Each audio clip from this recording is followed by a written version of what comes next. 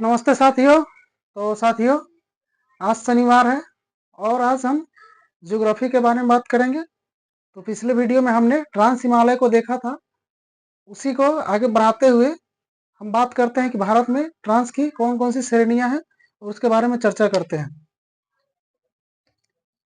तो साथियों, यहाँ लिखिएगा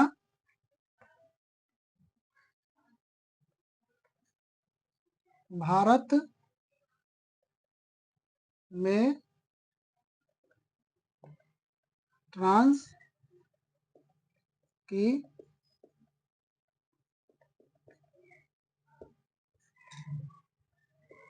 श्रेणी। पिछले वीडियो में हमने देखा था भारत में ट्रांस की श्रेणियां, उसमें काराकोरम, लद्दाख और जांस्कर को देखा था। तो आज हम काराकोरम की बात करेंगे। यहाँ लिखिए कारा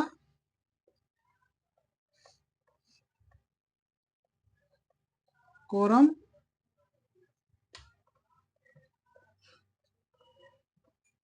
श्रेणी है। तो साथियों, काराकोरम जो है वह ट्रांस का ही श्रेणी है।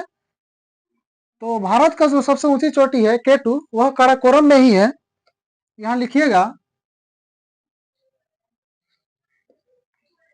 भारत की सबसे ऊंची चोटी केटू या गॉडविन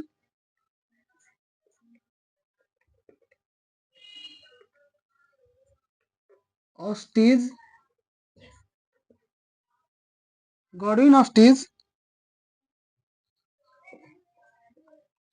काराकोरम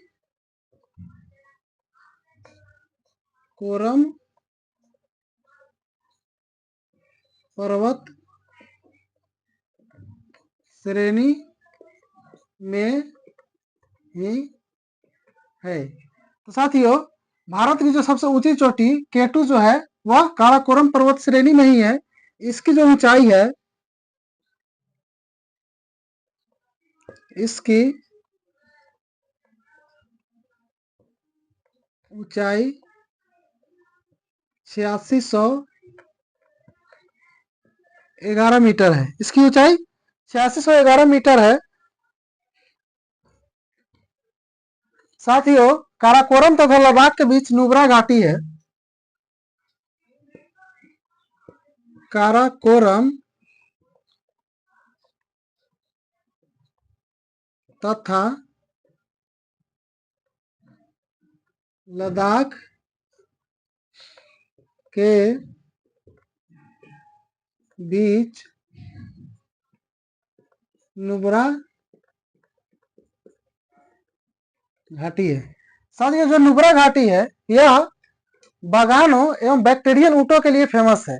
बैक्टीरियन ऊँट कहने का मतलब, बैक्टीरियन ऊँट जो होता है वह दो कुबर वाले ऊँट को ही बैक्टीरियन ऊँट कहते हैं। तो यहाँ लिखिएगा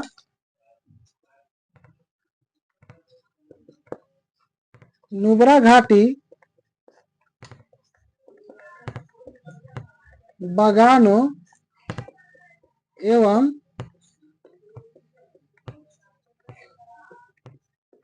बैक्टीरियन,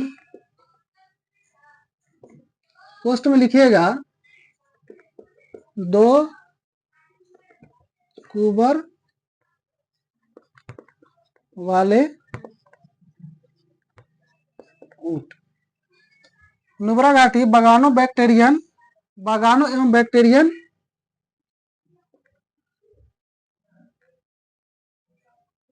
ऊँटों के लिए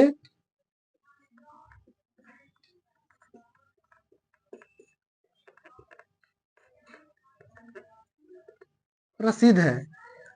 इसके बाद साथियों, हम लद्दाख श्रेणी के बारे में बात करेंगे।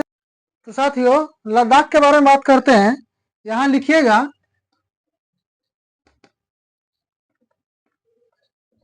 लद्दाख पर्वत श्रेणी। साथियों, यहाँ लद्दाख को तोड़ते हैं ला और दाख में। यहाँ ला का मतलब होता है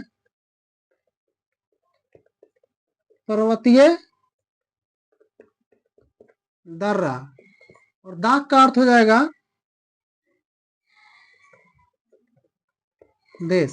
कहने का सीधा सा मतलब यह है कि पर्वतीय दर्रा वाले देश को ही लद्दाख कहते हैं।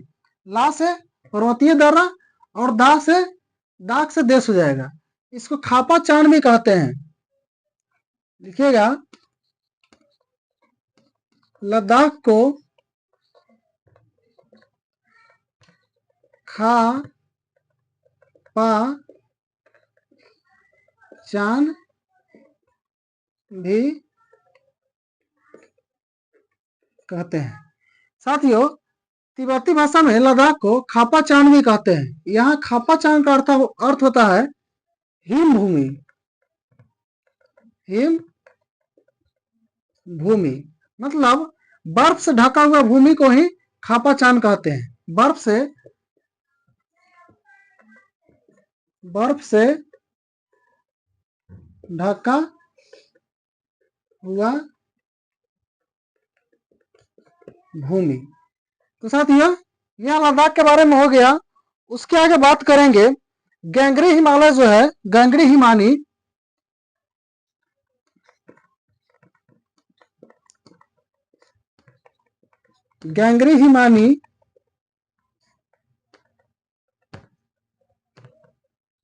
लद्दाख पर्वत श्रेणी में ही है। कहने का मतलब, आप लोग गंगरी हिमानी के बारे में सुने होइएगा। गंगरी हिमानी जो है वह लद्दाख पर्वत श्रेणी में ही है। उसके बाद जो बौद्धों का प्रसिद्ध मठ जो है, यहाँ बौद्धों का प्रसिद्ध मठ एक तो हेमिस है, हेमिस ठीक से, उसके बाद से और लामा यूरू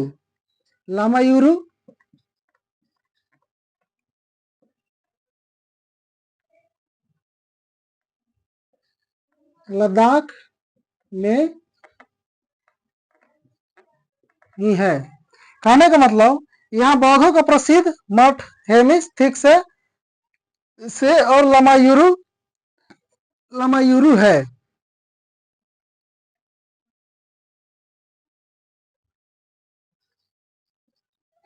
साथियों, यह हो गया लद्दाख के बारे में। उसके बाद पर्वत को हम उत्तर से दक्षिण सजाते हैं। पर्वतों का